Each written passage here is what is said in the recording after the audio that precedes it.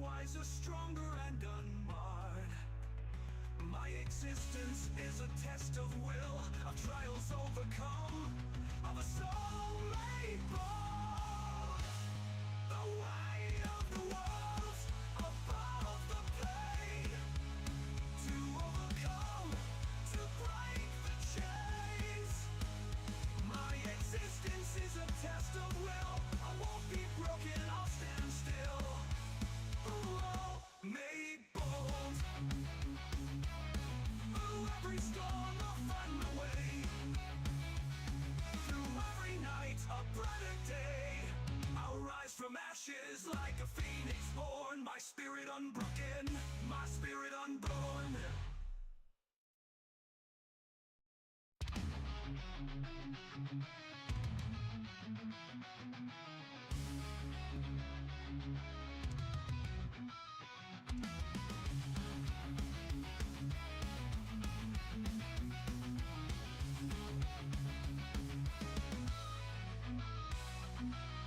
I'm lost in darkness, searching for light. Every step forward feels like a fight. Shadows of doubt creep in my mind, but I refuse to surrender. I must find a way to rise above the pain, to overcome, to break the chains. My existence is a test of will. I won't be broken, I'll stand still.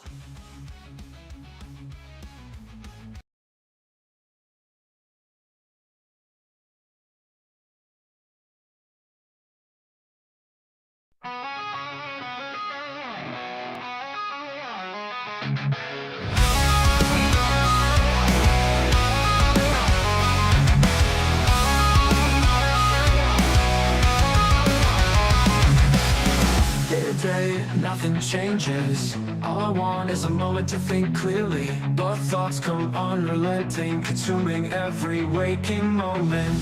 My mind binds me and I can't escape. I shout for help, but no one hears me.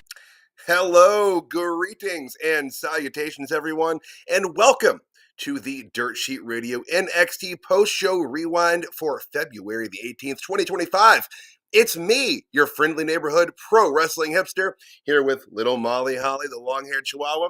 We will be running solo tonight to break down all of the news of the day in NXT and let you know what's going on with that. Molly, it's rude to yawn when someone's talking. But that's okay. That's okay. I woke her up to do this opening, so it's understandable. But yeah, guys, we have a lot to talk about and to break down tonight. Great episode of NXT. I know I say that pretty much every week because I pretty much always feel it's a good episode of NXT. But great follow up to Vengeance Day tonight. Again, if you didn't watch Vengeance Day over the weekend, do it. Go check it out. It's great. Not right now. Wait till after the show. But guys, before we can get into all the fun and excitement of tonight's show, I have to give a very important shout out to the brand new, shiny, straight out the box dirtsheetradio.com. Go check it out. It is your brand new hub for all things professional wrestling, pop culture, entertainment, everything there, guys. Check it out. It's there when you need it, anytime you need it. If you want it at 2:30 in the morning, it's going to be there for you. All right. It's always open. It's like 7-Eleven, but there's no Slurpees. That is unfortunate. But dirtsheetradio.com, guys, there's going to be a lot of great content coming your way on there. You know, it's going to be more of what you love with no restrictions, guys. Social media has, you know, its pitfalls and restrictions here. And over on the website, we can kind of do whatever we want. There's going to be a lot of articles, a lot of fun coming your way. My NXT hits and misses column will be over there. Reviews, lots of fun stuff, guys. But as much as I'd love to sit here and talk about dirtsheetradio.com all night, I am here with Molly Holly over here, primarily to talk about and discuss tonight's NXT. And like I said, we had a heck of a show on the heels of Vengeance Day from this past Saturday night. So tonight's show, I'm going to run down. I'm going to start at the beginning, which is a very fine place to start. I think someone said that. This evening's episode opened up with a very recap of Vengeance Day, which is to be expected. As Vic Joseph kind of ran down the show, we saw wrestlers filtering in as we typically do. Little bit of a divergence here from your typical open.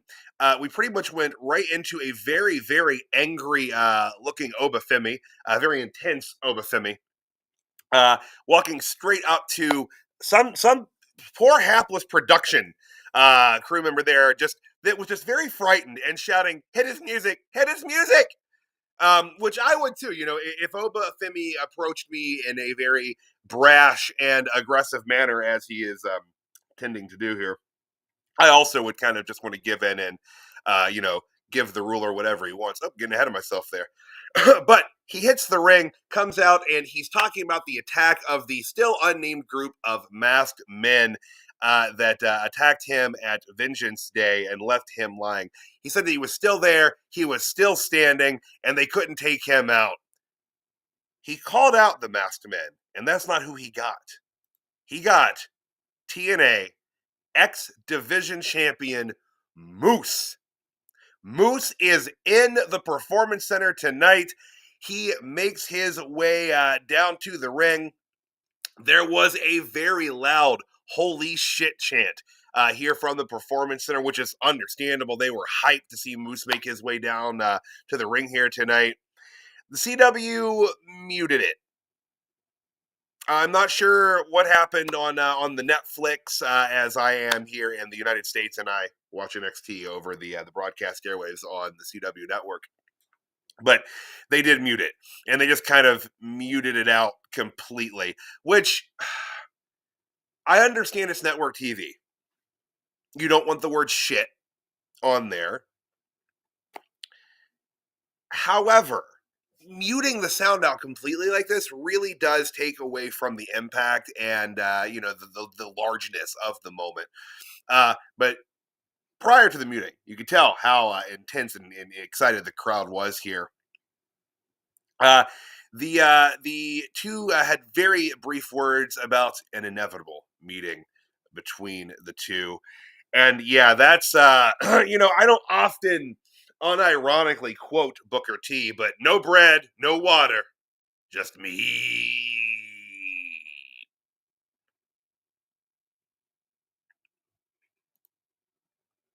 Seriously though, whenever this happens, it's not going to be next week or probably the week after, but it will happen, and it's going to be absolutely spectacular when it does. I am 110% here for that. Would not be the last we saw of Moose tonight.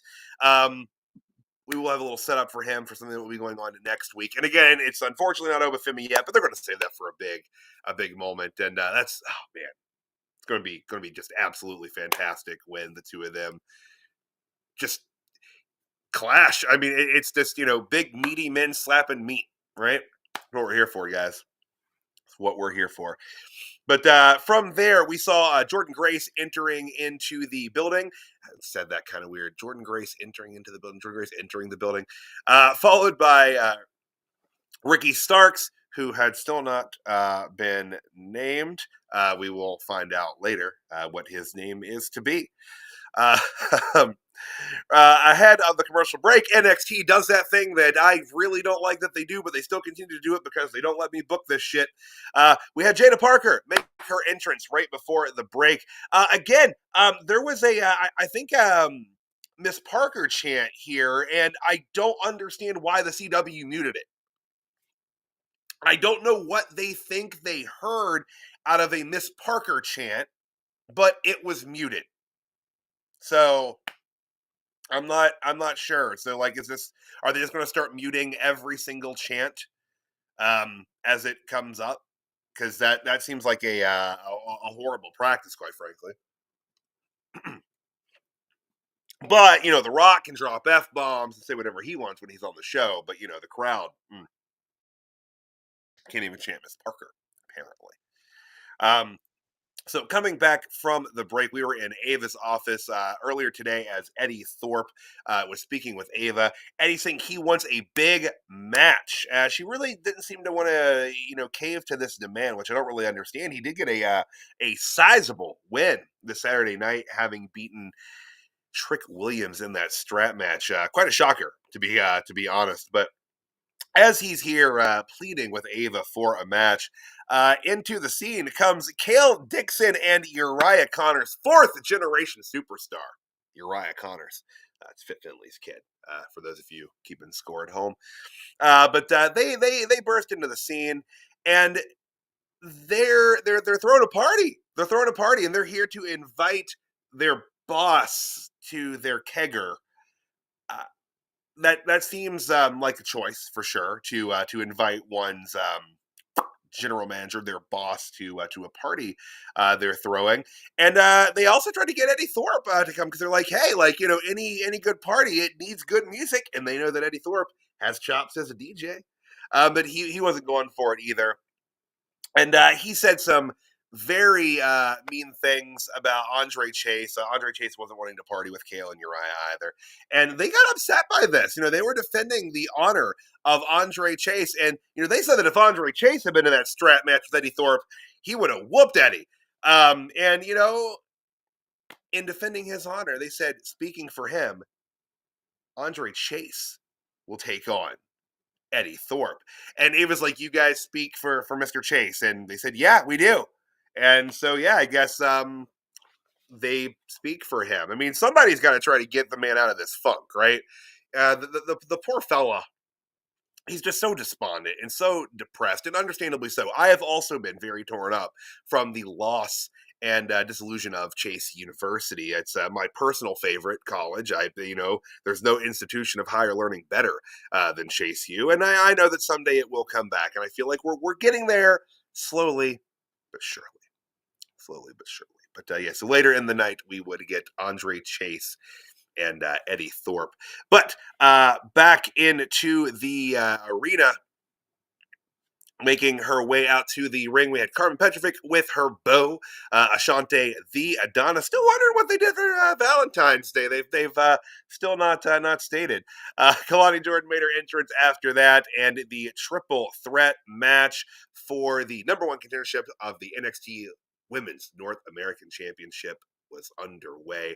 That was a mouthful. Um, this match, I really enjoyed. Great opening match, a lot of action, bell to bell, some really interesting spots concocted here in the triple threat that came together pretty naturally. A lot of times when you're getting these, multi-person spots set up, there is that feeling of it's being set up. But there was some really natural progression here. There was a really great spot with a Frankensteiner off the rope on to the prone opponent on the ground. Just fantastic. I think literally in my notes. I wrote great spots. Like that's um, fair assessment. Lots of athleticism.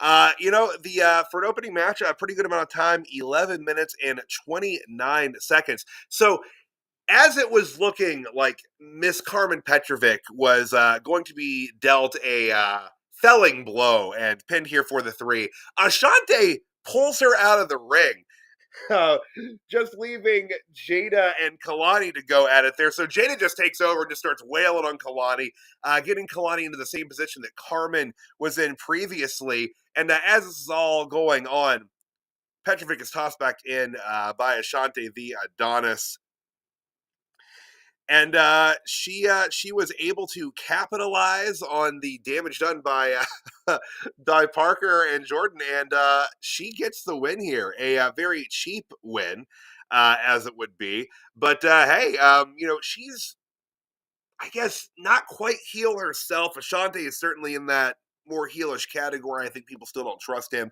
but she let him use underhanded tactics to get her the win, and she was not none upset about it here. Clearly, jumping for joy and hugging her feller after the match there.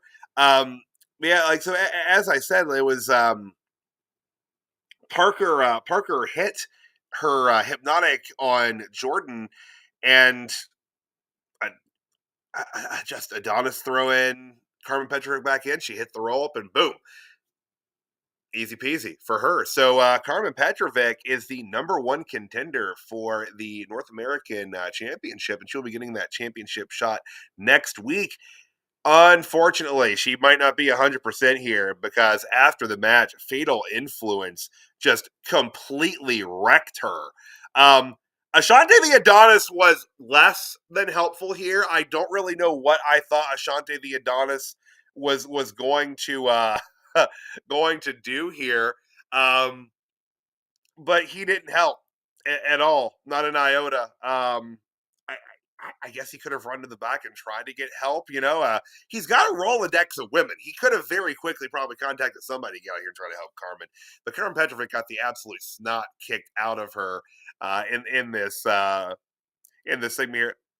Moves for options. So yeah, big opening tonight with that.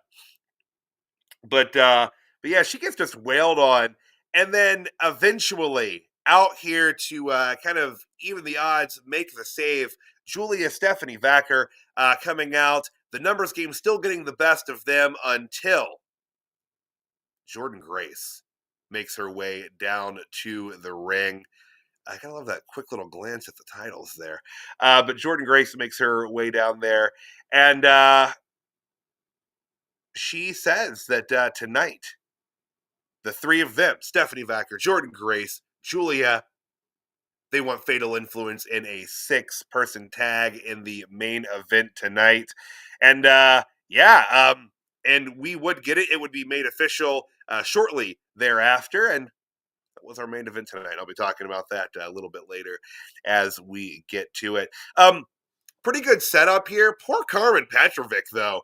You could have gotten to this 6-woman tag setup without her having to get the absolute snot kicked out of her. But other than that, cheap win for her. I like this. I like her kind of slow tumble into the dark side here with Ashante the Adonis. It's giving her more character. She's always had a really cool entrance, that kind of Kill Bill esque, bit with the sword and everything. But she was kind of just that. They weren't giving her a lot of character development, and this is something for her. And this is giving her a lot to work with. I know that CJ, shout out to CJ. I know that he, has historically hated Ashante the Adonis and his womanizing Lothario ways. Fair perspective, fair thing. But he's even Ashante's grown. He's a one woman man now. And we'll see, we'll see what the future holds for them. But moving on. We had a quick announcement here. The Roadblock event taking place on March 11th. Like I said, we are on the road to Stand and Deliver, but we have one roadblock on the way. It's not a PLE. It is going to be a Tuesday night, just a Tuesday night, named edition of NXT. But they usually put a little extra smoke into to those shows. So. All right, so let me see here. Get back into my notes, guys. Sorry. Back into the backstage, we had Adriana Rizzo and Luca Crucifino and Stacks hanging back there.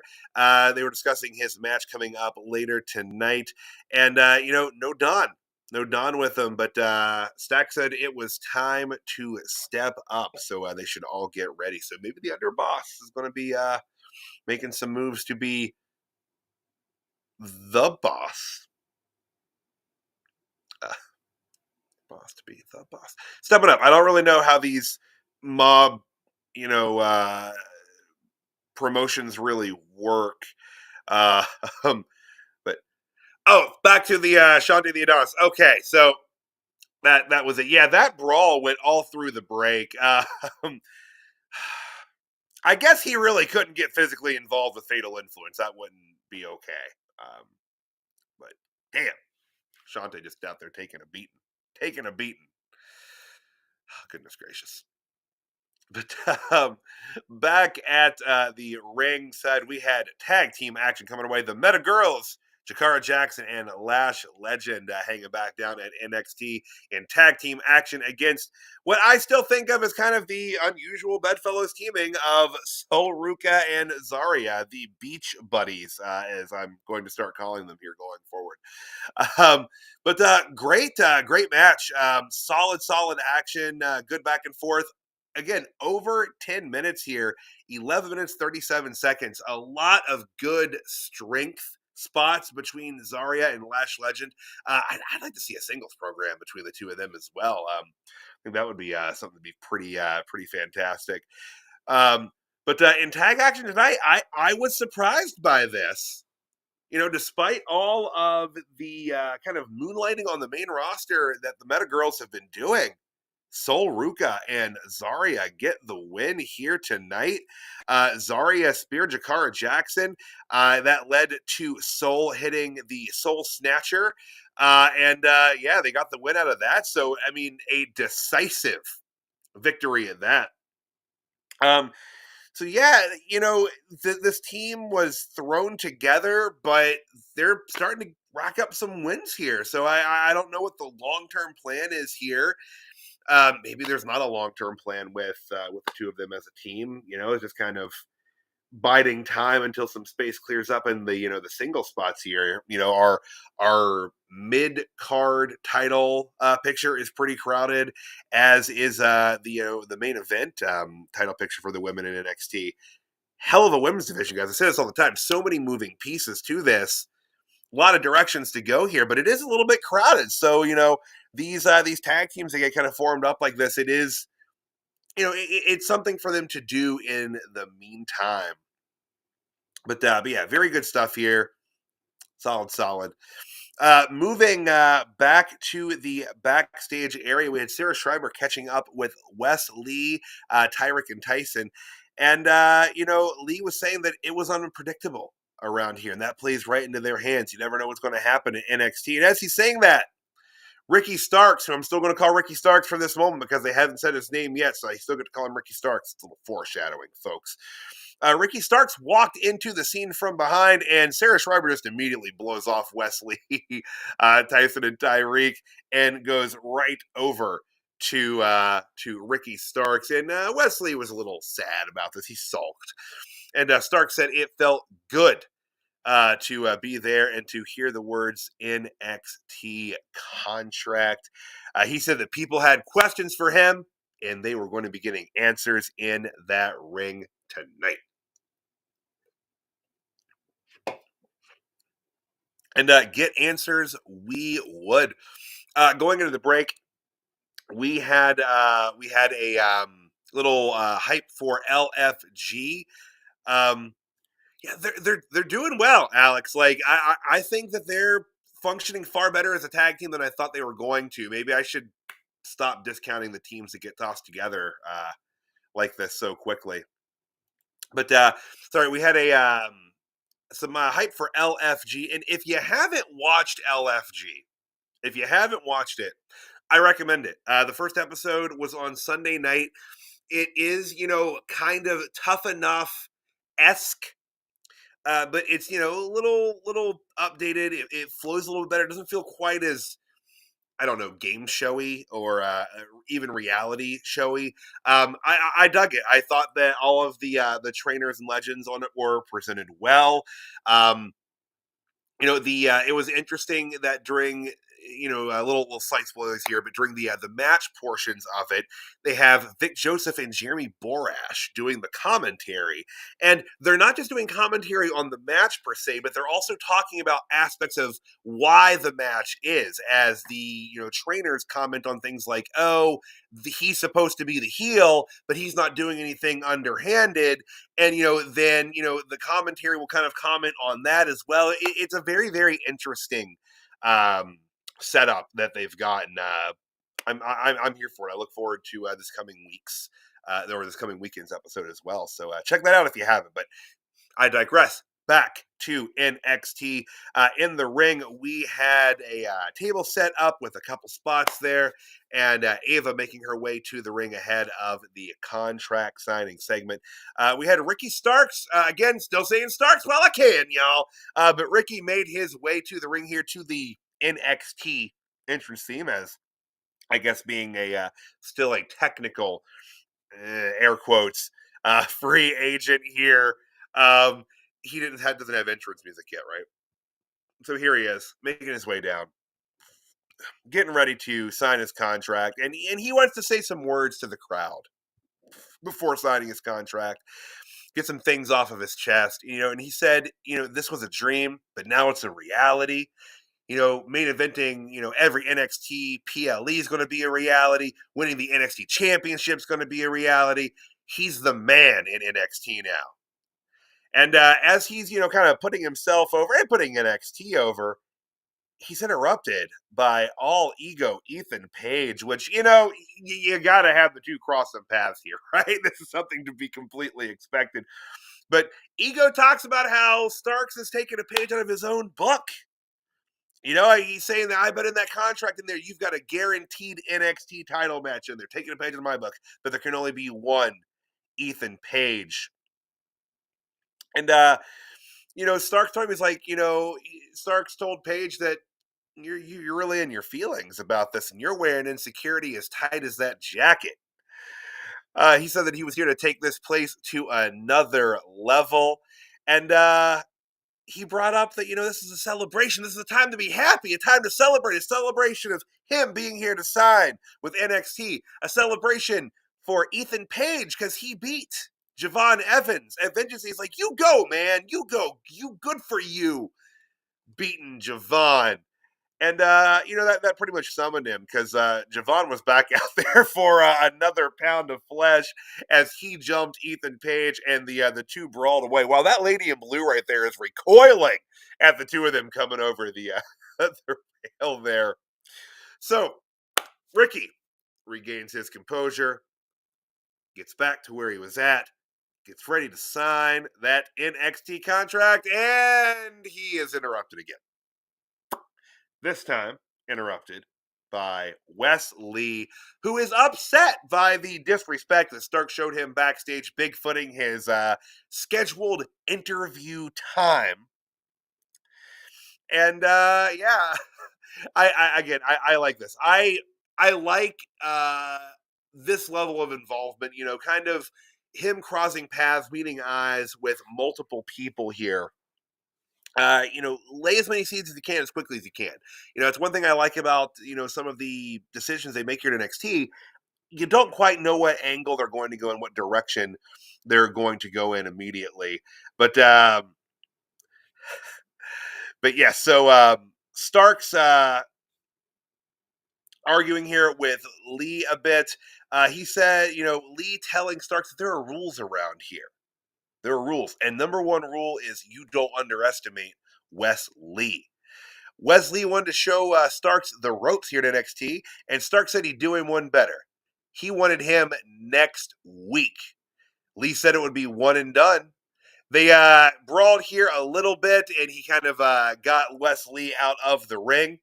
He went back over to that contract, signed that NXT contract. The camera zoomed in and revealed that Ricky Saints is now NXT official. Ricky Saints, ladies and gentlemen, Ricky Saints. Ricky Starks' name is now Ricky Saints. Going to get used to saying that. Ricky Saints. Not 100% how I feel about it yet. Obviously, you know, this is a nod to, you know, New Orleans. I feel like, is it Zoe Stark? Is Zoe Stark the reason that Ricky Starks couldn't be Ricky Starks? I don't know. I'm sure something will come out here in the very near future as to why exactly the name change was decided upon and why they went this way. I feel like Ricky Saint would sound a little bit better than Ricky Saints. Ricky Saint. I don't know. I don't know if the S makes that big of a difference. And, you know, I don't know where all y'all are on this, but Ricky Saints, that is official. That is the name on the contract. We'll see how it goes. You know, it's going to take a little time to catch on. I feel like, and again, I think the S is what's really throwing me there, and I feel like they kept the S because Starks had an S, but I don't know. I don't know. Y'all are going to have to let me and, you know, everyone else at Dirt Sheet Radio know what you think about this name change. It's certainly a decision. It is certainly a decision.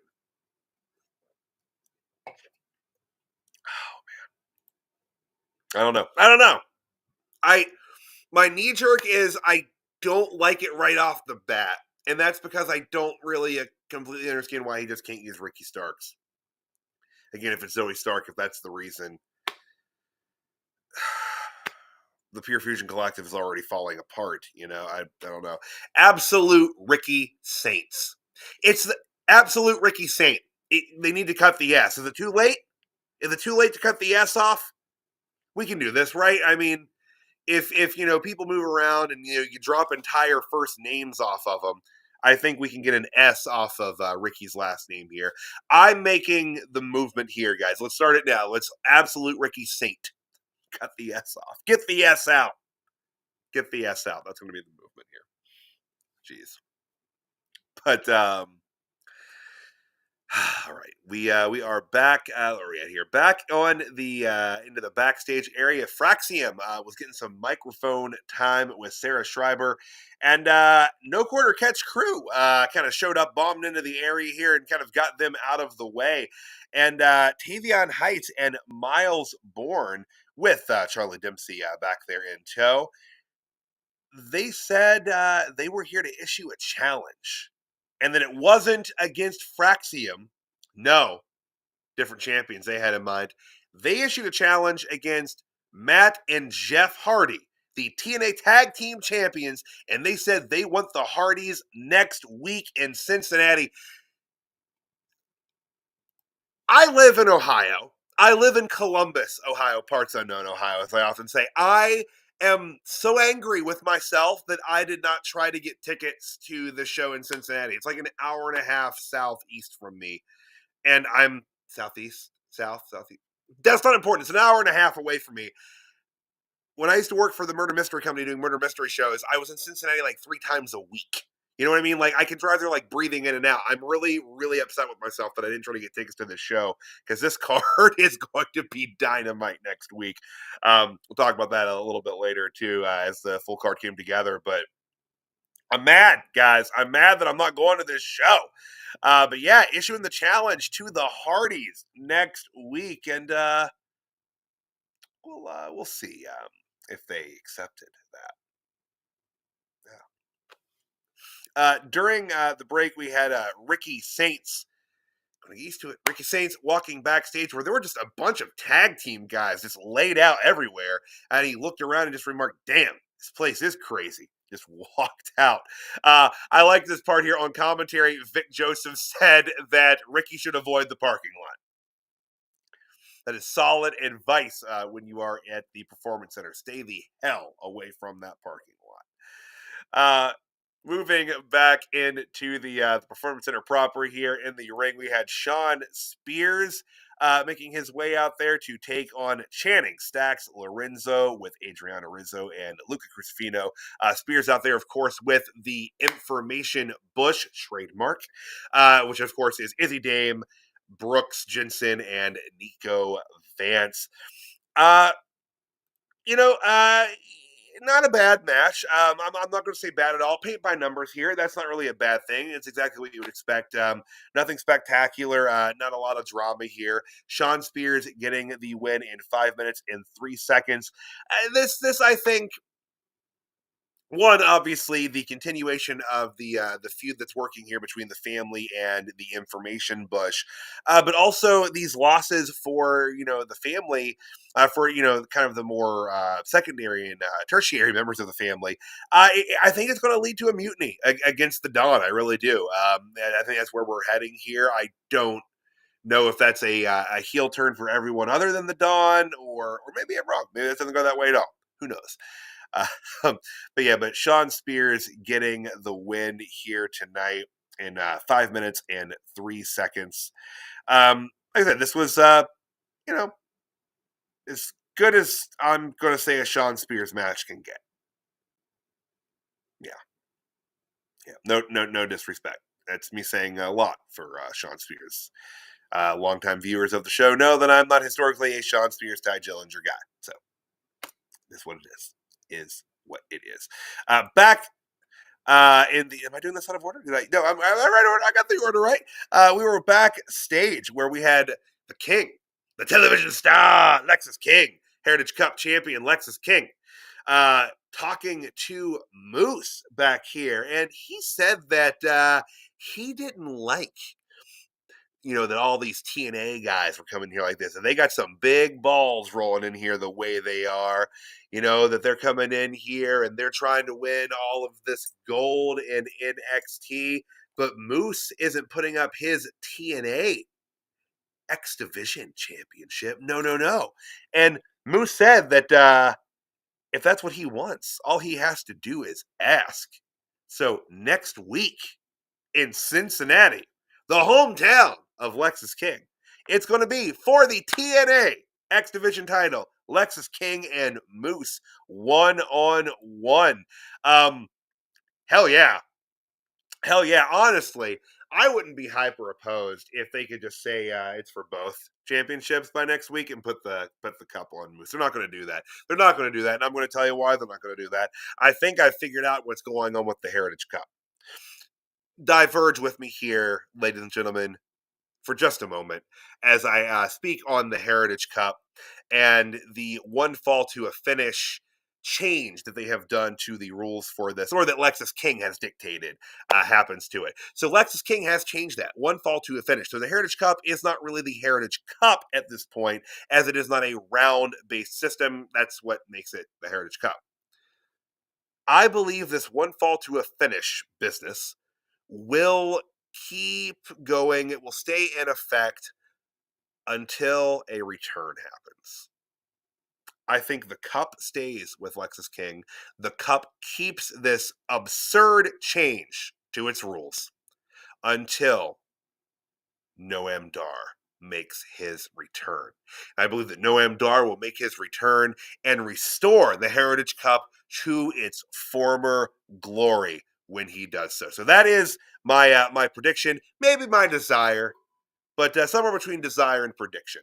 I believe that Lexus King has done this to the Cup solely so Noam Dar can come back and reclaim his baby. And I'm talking about the Cup, not Alicia Fox. It would be cool if they could, bring Fox back for that too. But I digress. So yeah, but Moose and King next week. Obviously, Lexus King is not going to beat Moose, but it's going to be fun, guys. It's going to be a good match.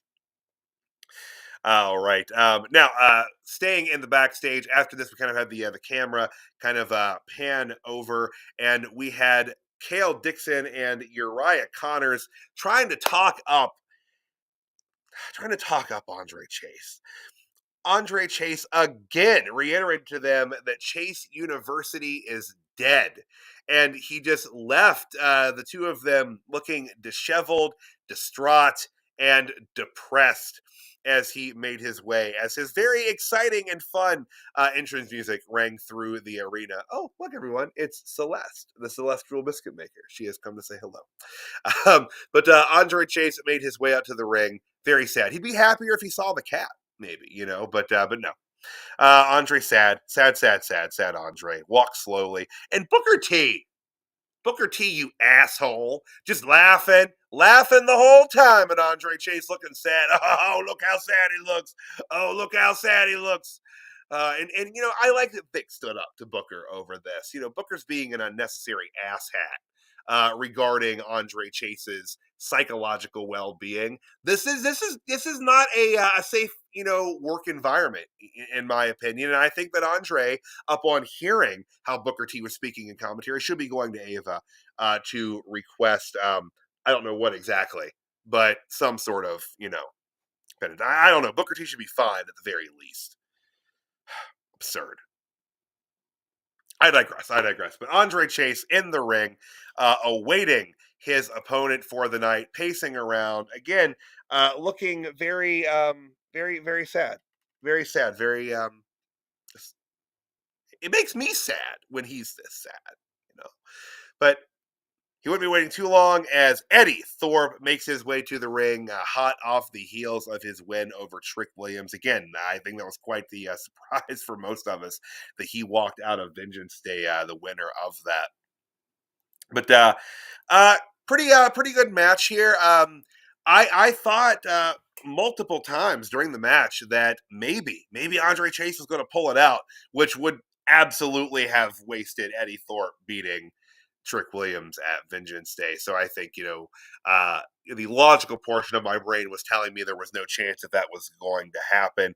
But of course, the part of my brain that is a massive Chase U fan really wanted that to happen. And you can see here rallying for Andre Chase, Uriah Connors, and Kale Dixon back up in the student section wearing the classic Chase U shirts, making their way down, pleading with Andre to keep going. And Andre Chase was making headway here.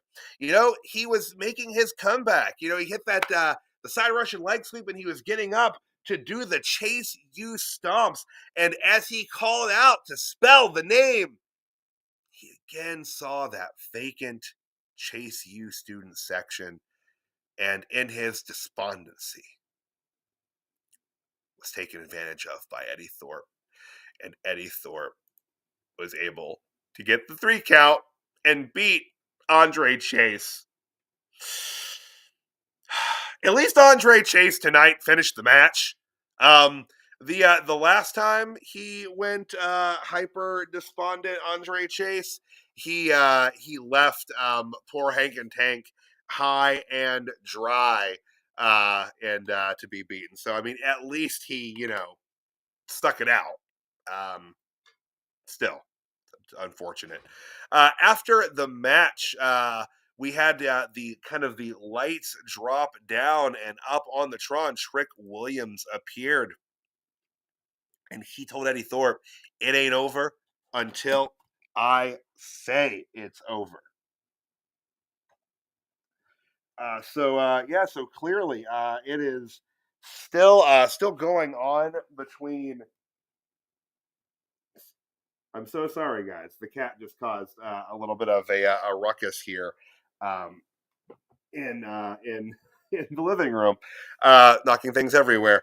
But he said that it ain't over until I say it's over, and yeah, I get it. He's still trying to get heat here. But like it does take a little bit away, I feel, from the gravity of the situation when, you know, he lost. He lost. And this was kind of a situation of him being like, well, this ain't over because I lost. Which isn't, the toughest thing, but he looked badass saying it. And that is certainly more than half the battle. Uh, but but yeah, so I guess maybe at Roadblock we'll get Thorpe and Trick one more time. Because again, I kind of thought that we were going to get Trick and Oba one more time at Stand and Deliver before Trick makes his inevitable rise up to the main roster. But maybe I'm wrong. Maybe I'm wrong. I've been wrong before. And it's not a bad thing, guys. Often wrong. But again, sorry about the brief moment there and the chaos that Celeste caused. Thank you, Celeste, for that. But yeah, moving back into the show here, we had Ricky Saints walking with Ava backstage. This got us set up for next week. So again, he was approached by Ethan Page, upset about that. Immediately approached again by Javon Evans, upset by that. Or sorry, approached by Wesley, upset by that. And then Javon Evans coming up to confront Ethan Page there. And yeah, next week in Cincinnati, we are going to be getting in tag team action. Ricky Saints' first NXT match will be a tag team match. Ricky Saints tagging with Javon Evans to take on Wes Lee and All Ego Ethan Page. So again, guys, wish I was going to that show. But you know what? Silver lining.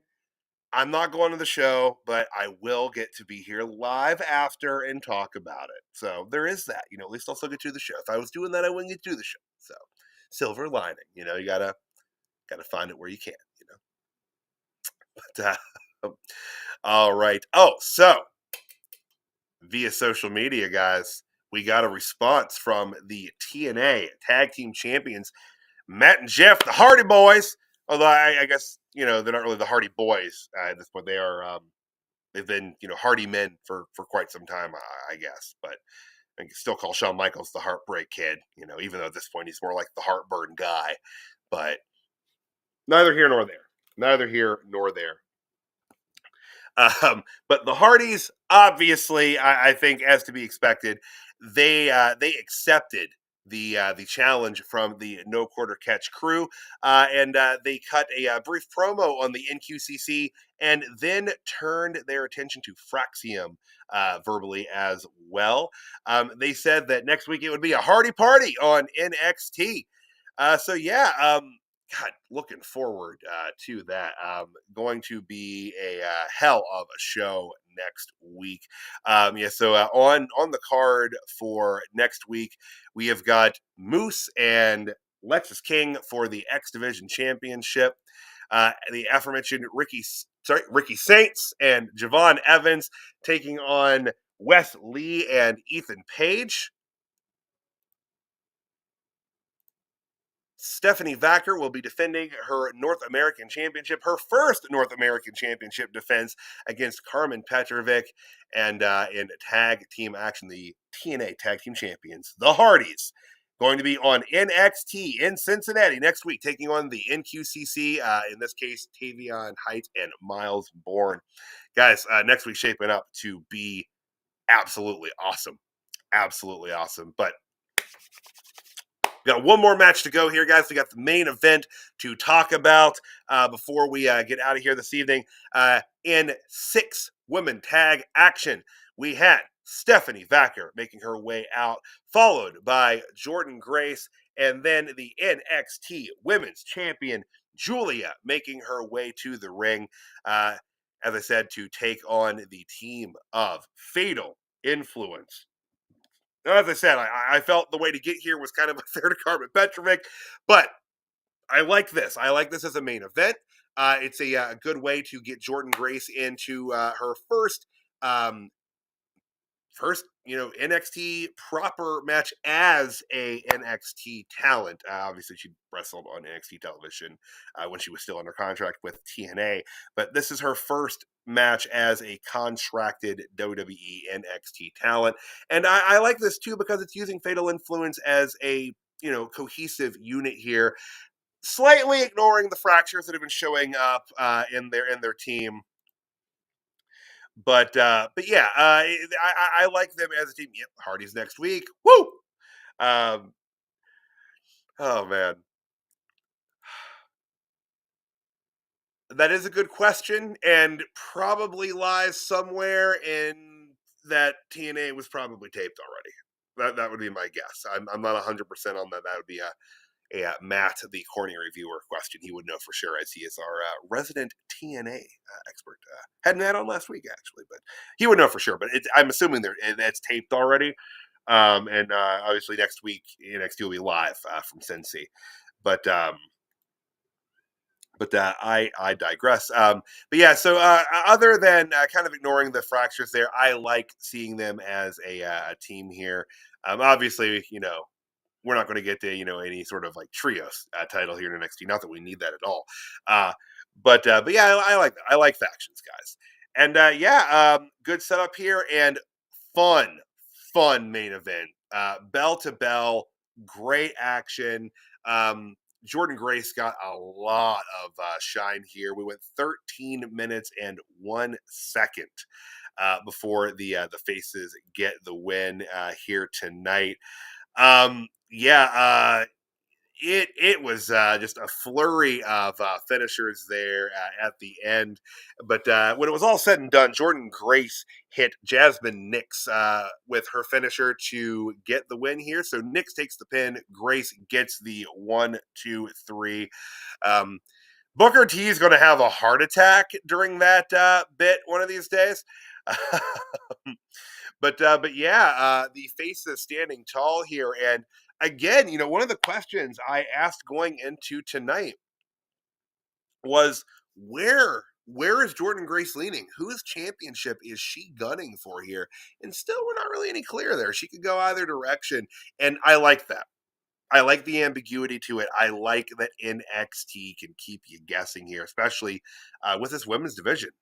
There are so many logical and well built talents here that they could put into these title opportunities. And I love it. I love it. It's so many moving pieces. I say it a lot. It's just cogs and gears all over the place that can be put into various places, and awesome.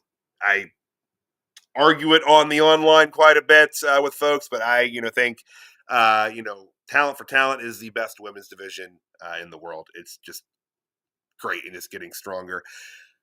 I will say, no Roxanne Perez tonight, and with Roxy last night having qualified for the Elimination Chamber, I wonder if she is done at NXT. Now, obviously, they could change. There was also no Cora Jade tonight, so there is a chance that we could still maybe get that Cora Roxy program on NXT leading into Stand and Deliver.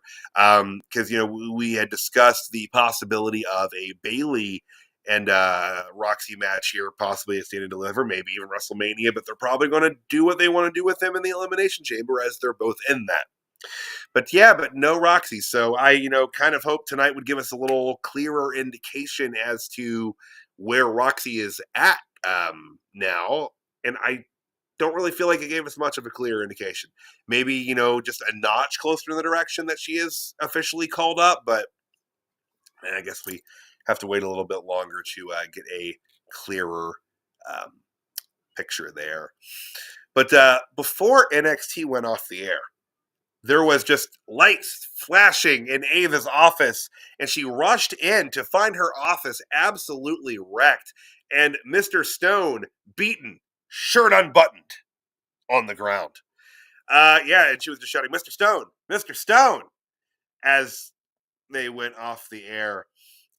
So I don't know. Maybe they're writing him off the show. No, maybe he's hurt. I don't know. Is this? Are we to assume that this was, done at the hands of the still as of yet unnamed group of masked men? Maybe, probably. That would be my guess. I don't know. I don't know. What do y'all think? But yeah, that's how NXT ended tonight, with Mr. Stone laid out, the office of Ava wrecked, and fade to black. Uh, great night tonight. Like I said earlier this evening, I felt that this was a good follow up to Vengeance Day. It set up several lanes that they can go down here heading towards Stand and Deliver. And like I said, next week's show in Cincinnati is just, I feel already stacked with those 4 matches. I'm sure they'll work in another couple in. It's gonna be good, guys. It's gonna be good. I'm excited to talk about that next week. And as I said, I'm also quite saddened that I won't be attending that show live. But yeah, yeah. But it is time for tonight's NXT Jobber of the Night for February the 18th, 2025. And I went back and forth here tonight as to who I felt the jobber of the night is, and guys, it's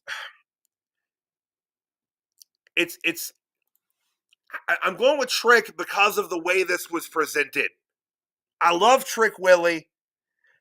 I think he looked badass here. He looked like he was ready to kill somebody.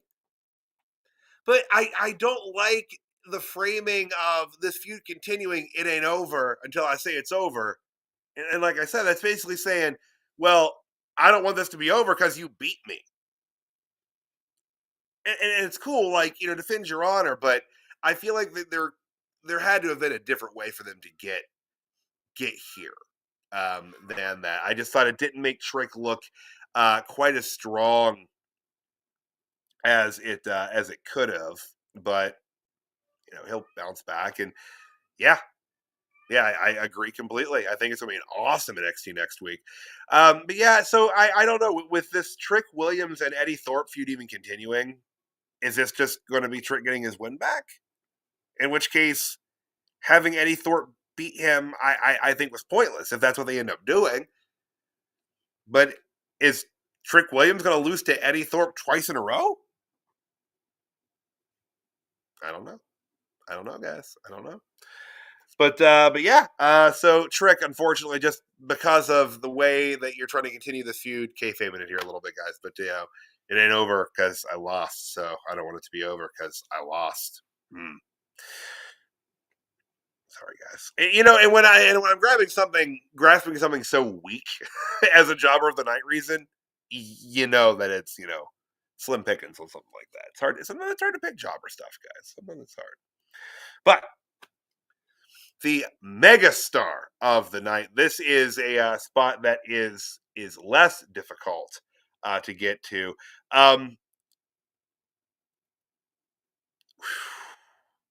This is split between a few people. I'm going to start right here. Moose and Obafemi. Moose walked into this building with just an absolute aura of badass. If you didn't know who Moose was before seeing him walk into NXT tonight, you immediately got a sense of how important he is and how badass he is. They framed this really well, and I got to give some megastar credentials to both Moose and Obafemi on this. And yeah, Warrior 99, agree. With Trick's move to the main roster coming up, you do want him to get up there strong, but they seem to be beating on that philosophy of you leave the territory on your back. Uh, but um, but yeah, Moose, Obafemi, starting there. Um, Also, I feel like, I'd be remiss if I did not mention Ricky Saints, formerly Ricky Stark. Uh, he got just an incredible reaction tonight.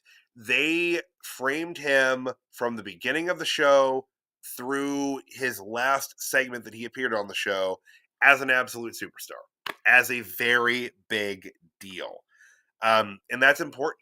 Again, not everybody watching NXT knows who Ricky Saints is or who Ricky Starks is. They don't know. Not everybody does, guys. Contrary to popular belief, not every wrestling fan watches everything or knows everything.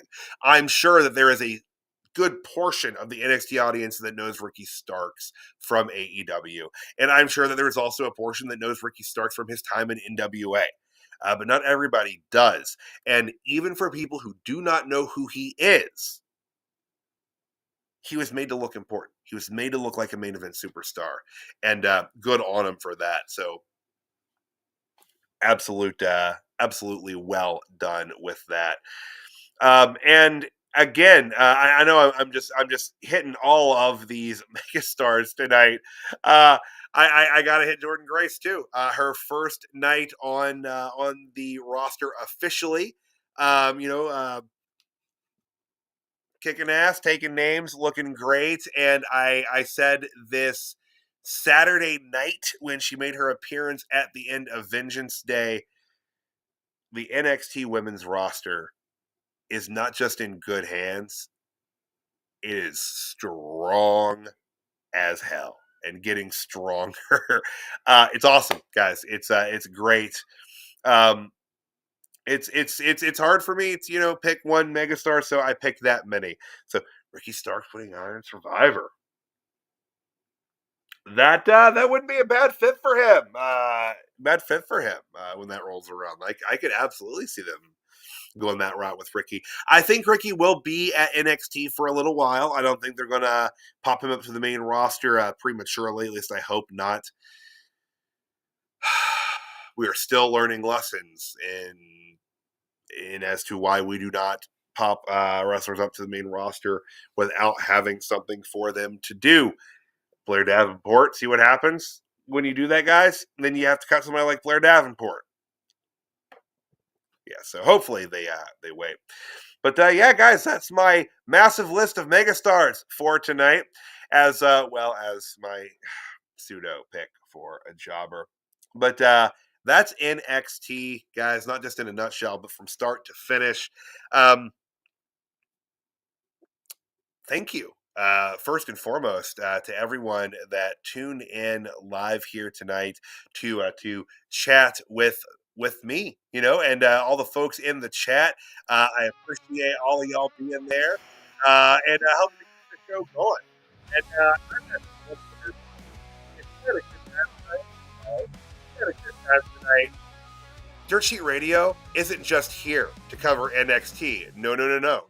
Dirt Sheet Radio is always on because professional wrestling never stops. We are here every single Monday night for Raw, every Tuesday for NXT, Wednesday nights, you know what that means, AEW Dynamite, and Thursdays, TNA Impact, y'all. That's kind of our sister show now here at NXT, right? And Fridays, SmackDown, or SmackSound, if you like. And guys, Wednesdays, be sure to check out the Dirt Sheet Radio flagship program as they break down all the ins and outs of professional wrestling. And they will also be discussing AEW Dynamite every week now. That is going to be part of the flagship program on Wednesday nights. Guys, Sundays, we got some shows for you as well. Myself and CJ bringing the Weekend Wrestling Roundup with a W every weekend to talk about the weekend wrestling as we see fit. And, what news we want to head on. Also on Sundays, breaking down everything that happens in professional wrestling. The 3NT crew looking good while they talk professional wrestling, the Christmas graphic and all of the IWC. So be sure to check them out every single Sunday, guys. Also, comicbookclick.com, the Major Issues Podcast, every Thursday. Be sure to check that out. And guys, I said it at the top of the show, and I'm going to say it again. DirtSheetRadio.com for all of your professional wrestling, pop culture, entertainment needs. Be there. Check it out. Lots of articles coming your way, guys. Molly, don't yawn. I know it's late. We're almost done here. But guys, thank you again so very much for tuning in live tonight. I appreciate it. Dirt Sheet Radio appreciates it. Please follow Dirt Sheet Radio on all social media platforms. Like and subscribe. I know we get tired of hearing that, but it helps us out, guys. And after you follow Dirt Sheet Radio on all the social media platforms, please give me a follow over on Facebook. I'm the Pro Wrestling Hipster. But hey, I'm the Pro Wrestling Hipster. For Molly Holly, the long-haired Chihuahua, and everyone at Dirt Sheet Radio, thank you guys so much for tuning in. Dirt Sheet Radio will be back live again tomorrow night. We'll see you then, y'all. Thank you.